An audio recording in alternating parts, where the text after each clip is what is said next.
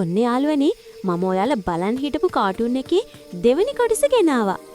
ඔයාලා දන්නව නේද? වේල්යායේ සෙල්ලම් කරමින් හිටපු කුඩා පිරිමි ළමයාත් එයාගේ බල්ලත් දන්නේම නැතිව කැලේ තනි වුණා. උනා කියලා එයාලා ඉන්න තැන හැම පැත්තෙම උස ගස්, ඝන පදුළු, අඳුරු වාතාවරණයක්. අපි කොහෙද ආවේ කියලා දරුවා බයෙන් බල්ලා දිහා බැලුවා. බල්ලත් කන උස්සගෙන අවට නිරීක්ෂණය කරන්න පටන් ගත්තා.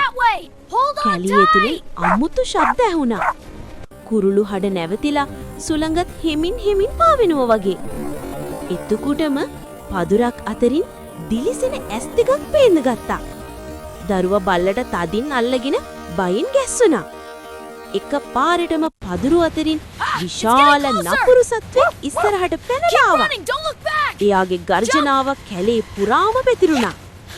දරුවා බය වෙලා කෑ ගහද්දි බල්ලා දරුවා ඉස්සරහට ගිහින් නපුරු සත්වයාට එරෙහිව බුරන්න ගත්තා. එයාට පුළුවන් උපරිමෙන්. දරුවා බේර ගන්න බල්ලා බය නොවි ඉදිරියට පැනලා නපුරු සත්වයාගේ අවධානය Tamanට යොමු කරගත්තා. දරුවා ගසක් පිටුපස සංගවෙද්දි බල්ලා වීරයෙක් වගේ සටන් කළා. එක මොහොතකට නපුරු සත්වයා පසුබැස්සා. ඒ අවස්ථාව